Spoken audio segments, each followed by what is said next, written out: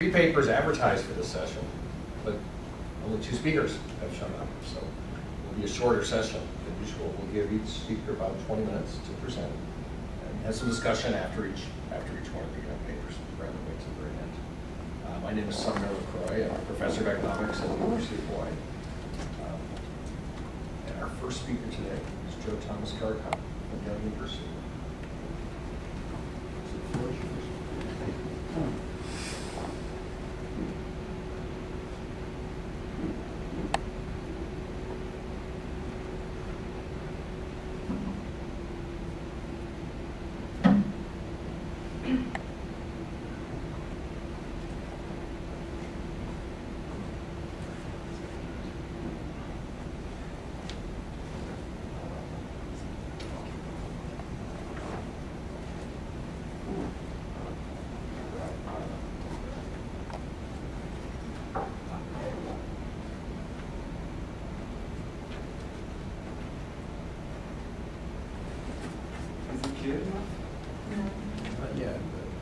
It'll be getting clear.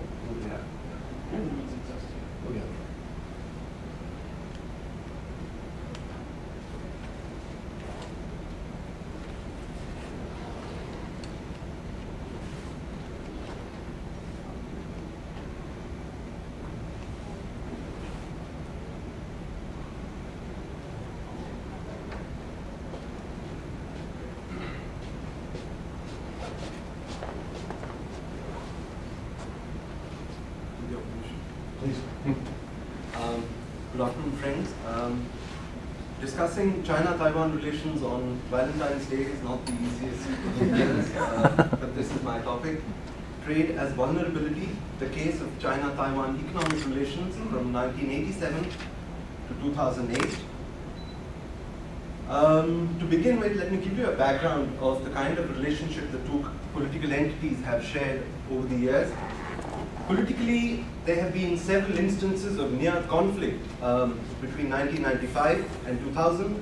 There is an anti-secession law passed by China in 2005 which authorizes the use of force.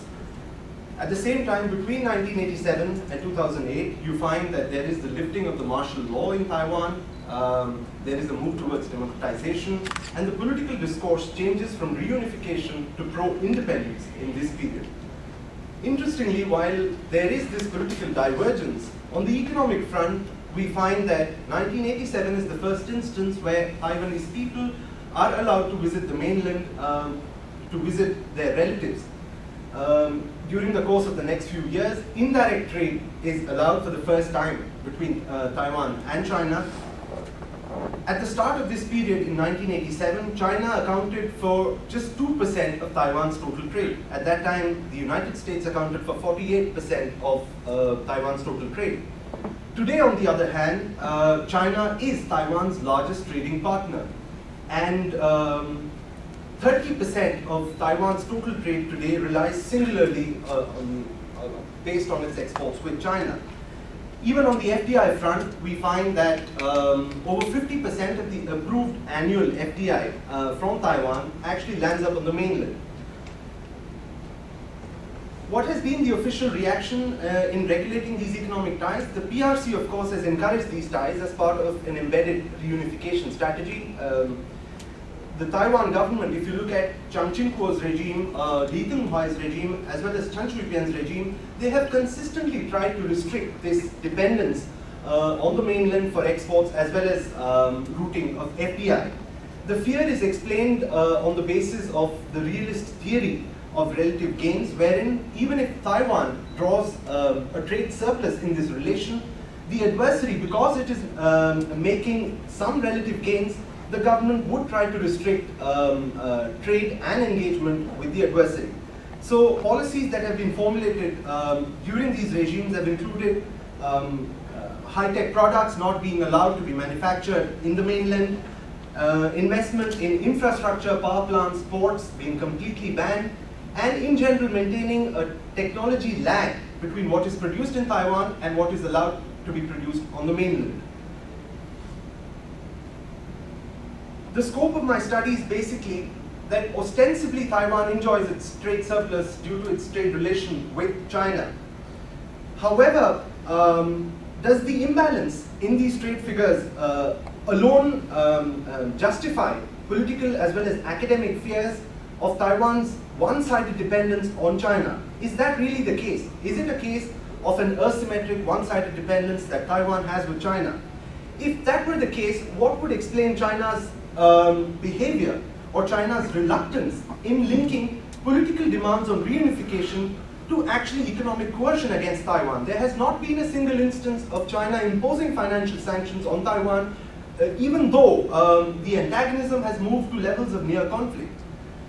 The paper would do so by examining the following lines of inquiry. Firstly, the nature of transformation in the Chinese economy over this period. Secondly, the key sectors in China which are actually driven by Taiwanese investment. And lastly, the domestic impact of the exodus of investment from Taiwan. Transformation of the Chinese economy. You would appreciate that China's rise as an engine of regional economic growth is primarily due to its rise as a manufacturing hub. China's exports, if you see the processing export component within the manufacturing sector is as high as 55%. Within this processing trade, there has been a qualitative transformation as well. China has now moved on from being a producer of soft manufactures like apparels, textiles, belts, to hard manufacturers like electronic goods, office machinery, and the higher end segment of technology production. You would also appreciate that the exports of foreign invested enterprises actually constitute 70% of the total processing exports that China has. Is there any anomaly in Taiwan's trading relationship with China? Absolutely not. China in general imports intermediate goods from all the advanced Asian economies with which it maintains a trade deficit consistently with the ASEAN economies as well as Korea. Taiwan is, there is no anomaly in the trading patterns because these are essentially intermediate goods with high value which are then assembled in China and then exported to the developed economies like the US, Europe and Japan. If you look at the cumulative FDI in China over a large period of this study, you would notice that in nominal terms, Taiwan is the 5th largest source of FDI in China. However, there are several studies which have traced a lot of Taiwanese investment being routed to intermediate venues. For instance, the British Virgin Islands, which stands as the 4th largest source of FDI in China, actually is the 2nd largest destination for Taiwanese FDI. Because of the restrictions that the Taiwanese government has placed throughout these 3 regimes, most of the investment is actually routed through the British Virgin Islands and the Cayman Islands as well as Hong Kong. So according to several studies, all of it taken together would imply that Taiwan is actually has been actually the 2nd largest source of FDI for China.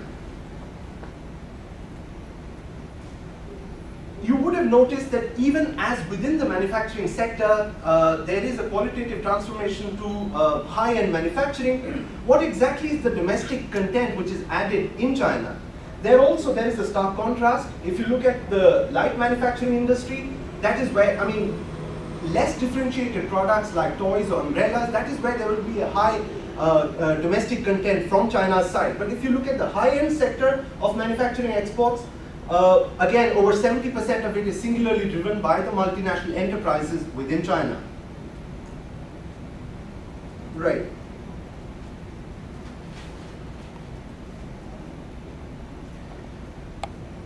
This section basically examines Taiwanese presence in key export sectors.